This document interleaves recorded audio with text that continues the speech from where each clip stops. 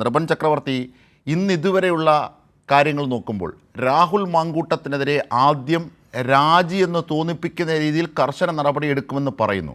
അതിനുശേഷം അത് വിഴുങ്ങി കേവലം പാർട്ടി അംഗത്വത്തിൽ നിന്ന് മാത്രം സസ്പെൻഷൻ നൽകി ആ സംഭവത്തിൽ നിന്ന് തടിയൂരാൻ ശ്രമിക്കുന്നു. എങ്ങനെയാണ് ഇതിലേക്ക് കോൺഗ്രസ് നേതൃത്വം എത്തപ്പെട്ടത്? കോൺഗ്രസിനുള്ള വലിയൊരു വിഭാഗം വലിയ പ്രതിഷേധവുമായി രംഗത്തുണ്ട്.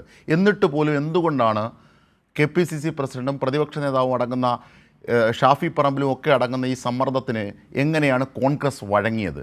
ഇതിലേക്ക് നയിക്കപ്പെട്ടത് എന്തൊക്കെയാണ്? ഈ ചോദ്യങ്ങളാണ് ബാക്കിയാകുന്നത്. തീർച്ചയായും അജിംഷാദ്, ഇക്കാര്യത്തിൽ മറുപടി പറയേണ്ടത് കോൺഗ്രസ് ലീഡർഷിപ്പാണ്, പ്രത്യേകിച്ച് പ്രതിപക്ഷ നേതാവ് VD സതീശനാണ്. പക്ഷേ ഏറ്റവും പ്രധാനപ്പെട്ട കാര്യം അജിംഷാദ് സൂചിപ്പിച്ച കാര്യമാണ് വലിയ തരത്തിലുള്ള സമ്മർദ്ദം. അതായത് KC വേണുഗോപാൽ, AICCയുടെ ജനറൽ സെക്രട്ടറി KC വേണുഗോപാൽ അടക്കം അദ്ദേഹത്തിന്റെ ഭാര്യ അടക്കം ഫേസ്ബുക്കിൽ ഈ ഭീഷണിയെ കുറിച്ച് പോസ്റ്റ് ഇടുന്നു.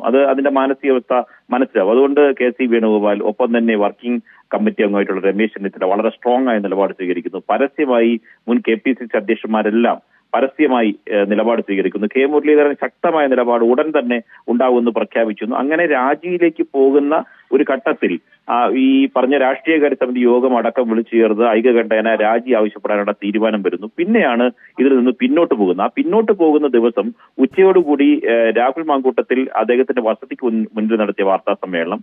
അതിന് മുൻപേ തന്നെ ഈ ഷാഫി പറമ്പിൽ, ഈ പറഞ്ഞ അജ്ഞാതവാസത്തിലായിരുന്ന ഷാഫി പറമ്പിൽ നടത്തിയ ശക്തമായ രാഹുലിനെ സംരക്ഷിക്കുന്ന, ചേർത്ത് നിർത്തുന്ന അദ്ദേഹത്തിന്റെ മാധ്യമങ്ങളുടെ പ്രതികരണം. ഇതിന് ശേഷമാണ് ഈ സമീപനത്തിൽ മാറ്റം വരുന്നത്. ആ സമീപനത്തിൽ മാറ്റം വരുന്നത് കൊണ്ട് തന്നെ വിമർശനം ആഭ്യന്തരമായി കോൺഗ്രസിന്റെ ഏറ്റവും പ്രധാനപ്പെട്ട നേതാക്കൾ തന്നെ അനൌദ്യോഗികമായി സമ്മതിക്കുന്നത് ഒരു സമ്മർദ്ദം ഉണ്ടായിട്ടുണ്ട്.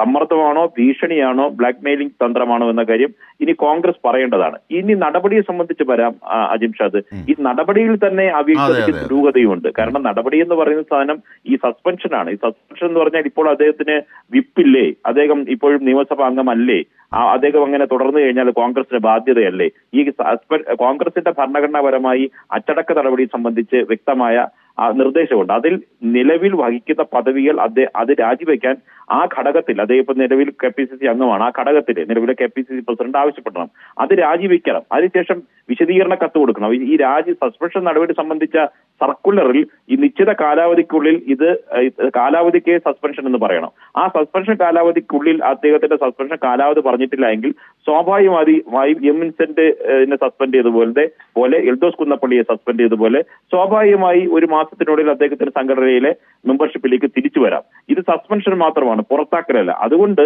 ഇത് ജനങ്ങളെ താൽക്കാലികമായി ഉണ്ടായിട്ടുള്ള മാധ്യമങ്ങളിലും ജനവികാരവും ഉണ്ടായതിന്റെ അടിസ്ഥാനത്തിൽ ഈ ജനവികാരം തണുപ്പിക്കുക എന്ന താൽക്കാലിക സാധ്യത മാത്രമാണ് കോൺഗ്രസ് ആരാഞ്ഞത്. ആദ്യഘട്ടത്തിൽ വളരെ സ്ട്രോങ് ആയ നിലപാട് സ്വീകരിച്ച വനിതാ നേതാക്കൾക്കെതിരെ ശക്തമായി സൈബർ ആക്രമണം ഉണ്ടാകുന്നു. രമേശ് ചെന്നിത്തല അടക്കമുള്ള നേതാക്കൾ ഇക്കാര്യത്തിൽ ആ ഘട്ടത്തിൽ ഉറച്ചു നിന്നു. പക്ഷേ ഇവരെല്ലാം പിന്നോട്ടടിപ്പിക്കുന്ന VD സതീശൻ എടുത്ത പരസ്യമായ നിലപാട് തിരുത്തുന്ന തരത്തിൽ പിന്നാക്കം പോകുന്നതിന് എന്ത് സമീപനം ഉണ്ടായി എന്ന് ചോദിച്ചാൽ അതിൽ വലിയ തരത്തിലുള്ള സമ്മർദ്ദം ഉണ്ടായിട്ടുണ്ട്. ആ സമ്മർദ്ദത്തിന്റെ സാധ്യത ഏതളവ് വരെയാണ് ആ സമ്മർദ്ദത്തിന്റെ സാധ്യത ഏതളവ് വരെയാണ്? ആ സമ്മർദ്ദം എങ്ങനെയാണ് രൂപപ്പെട്ടത്? എന്താണ് ഇവർ ഭയപ്പെടുന്നത്? ഇത്യാദി ചോദ്യങ്ങളാണ് രാഷ്ട്രീയ കേരളത്തിന് മുന്നിൽ, ധാർമ്മിക കേരളത്തിന് മുന്നിൽ ചോദ്യചിഹ്നമായി വരുന്നത്. നിർഭൻ ചക്രവർത്തി,